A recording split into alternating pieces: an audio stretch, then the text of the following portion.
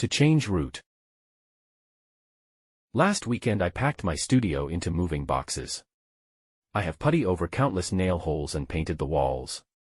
Finally, I have cleaned and tried to remove old paint stains from cabinet doors and floors. At 2 o'clock on Sunday afternoon, I turned off the lights and closed the door to the studio. It has been over 10 years since I signed the contract. An era in my life is now over. The idea of leaving the studio initially sparked strong resistance in me. It has been a second home for a long time. During these 10 years, I have illustrated books, had exhibitions and illustrated for a Links's newspaper for almost as long. The more I think about it, the more I realize that 10 very important years have passed there while I've been drawing and drinking coffee. But this summer something happened in me. Suddenly I realized it was time to move on.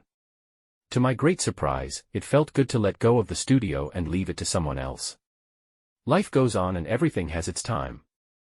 I have now created a new workroom, or studio if you will. I go from one to the other in my work and it's not always a studio I need.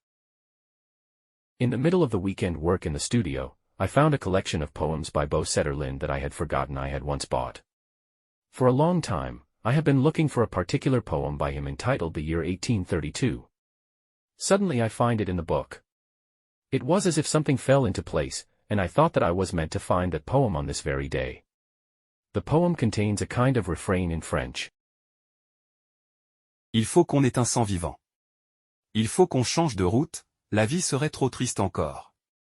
Sans la présence de la mort. Which according to Google means, we must have living blood. We have to change route, life would still be too sad. Without the presence of death. Presence of death may sound sad and heavy, but one can also see it in the light of the old memento mori motif, that is, remember your mortality. It is nothing more than a reminder that life is finite and that sometimes we have to think about what we want with our lives. I pour a cup of coffee in my new studio and read the poem by Bo Setterlind. Il faut qu'on change de route. We must change the route. It feels good. Mattias is an author, editor, and illustrator.